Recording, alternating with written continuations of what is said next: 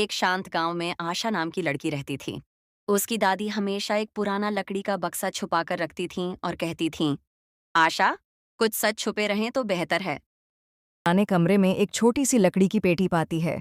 पेटी पर लिखा था, इसे तब खोलना जब तुम सच जानने के लिए तैयार हो। आशा डर भी रही थी और जिज्ञासु भी। उसने पेटी खोली। अंदर सिर्फ एक पुरानी चिट्ठी थी। चिट्ठी उसकी दादी ने 40 साल पहले लिखी थी। उसमें लिखा था, अगर ये चिट्ठी तुम्हारे हाथों में है तो इसका मतलब है मेरा एक राज अब तुमसे छुपा नहीं सकता। मैंने अपनी जिंदगी में एक बहुत बड़ी गलती की है। आशा का दिल तेज धड़कने लगा। आखिर दादी ने ऐसी कौन सी गलती की थी? चिट्ठी में दादी ने लिखा था कि जब वो जवान थीं तब गांव के बाहर जंगल में एक पुराना घर था। उस घर में एक औरत रहती थी जो लोगों की नज़र में पागल थी। लेकिन दादी जानती थीं कि वो औरत पागल नहीं बल्कि किसी से डर रही थी। एक रात दादी ने उसे रोते हुए देखा। वो औरत बोली, मुझे बचा लो, वो आज मुझे लेने आएगा। दादी डर गईं और भागकर घर लौट आईं। अगली सुबह वो औरत मरी हुई मिली। सालों तक किसी को नहीं पता चला कि उस औरत के साथ क्या हुआ। लेकिन दादी जानती थीं, वो औरत मरने से पहले दादी के हाथ में एक चाबी देकर गई थी। वही चाबी अब पेटी में रखी थी। चिट्ठी के आखिरी पन्ने पर लिखा था, आशा, अब यह राज तुम्हें पूरा करना होगा।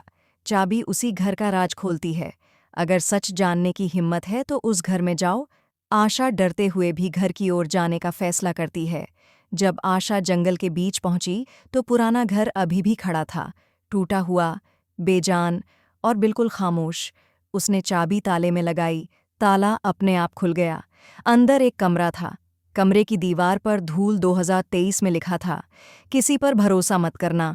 और ठीक नीचे फर्श में एक गुप्त दरवाज़ा था। आशा ने वह दरवाज़ा खोला। अंदर कई पुरानी फाइलें, तस्वीरें और एक रिकॉर्डिंग मशीन पड़ी थी। रिकॉर्डिंग में उसी औरत की आवाज़ थी, अगर ये रिकॉर्डिंग कोई सुन रहा है तो जान लो, मुझे मारने वाला कोई पराया नहीं है, वो हमारा अपना ही खून है। आशा डर गई। रिकॉर्डिंग में आगे कहा गया, और जिसने मेरी हत्या की वो तुम्हारी दादी थी, क्योंकि मैंने उनका एक ऐसा सच देख लिया था जो दुनिया जान जाती तो उनका सब कुछ खत्म हो जाता। आशा की आंखों से आंसू बहने लगे। दादी ने गलत किया था, लेकिन सच को छुपाते छुपाते वो खुद अंदर से टूट गई थीं। चिट्ठी में इसलिए लिखा था, मेरी सज़ा तुम मत पाना।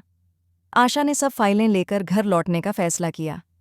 आशा घर तो लौट आई, लेकिन अगले ही दिन उसके दरवाजे पर उसी घर की चाबी दोबारा रखी मिली। मतलब कोई उसे देख रहा था। वही पुरानी चाबी फिर से जमीन पर पड़ी थी, लेकिन इस बार उसके साथ एक छोटा सा कागज भी था। उस पर सिर्फ 3 शब्द लिखे थे, तुम अगली हो। आशा के पैरों तले जमीन खिसक गई। आशा डर गई, लेकिन वो पीछे हटने वाली नहीं थी। उसने सारी फाइलें खोलकर पढ़नी शुरू कीं। एक फाइल में उस औरत की एक फोटो थी, जिसके पीछे लिखा था, वो सच जान चुकी है। और ठीक उसी फोटो के पीछे एक और नाम लिखा था, सरला देवी। ये उसकी दादी का नाम था। आशा की सांसें रुक गईं। मतलब दादी की उस औरत से कोई गहरा रिश्ता था।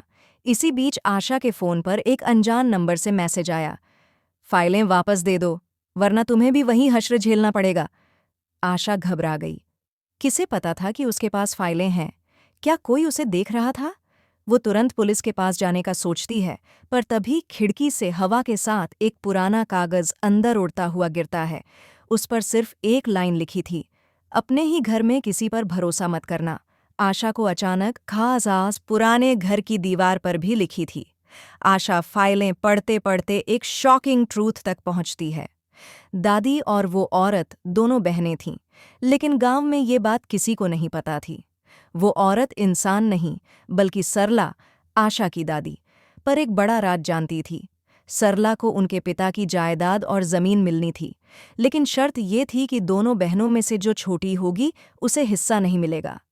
दादी सबसे छोटी बहन थीं, और उन्होंने उसी छोटी बहन यानी उस औरत को खत्म कर दिया ताकि सारी जमीन और पैसा उन्हें मिल जाए। आशा के हाथ कांपने लगे।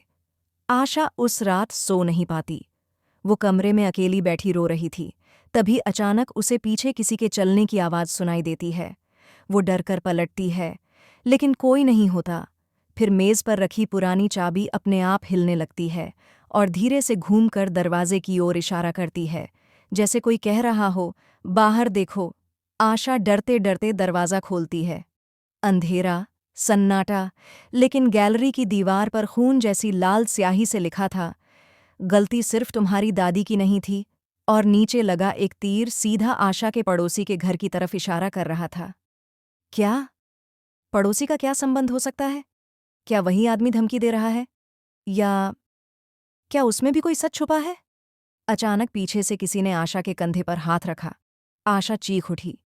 वो कोई अजनबी नहीं, उसका चाचा, दादी का बेटा था।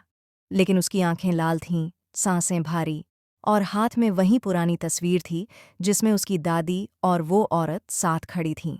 तुम्हें वो सच नहीं जानेना चाहिए था। ये तुम्हारे लिए अच्छा नहीं होगा। अब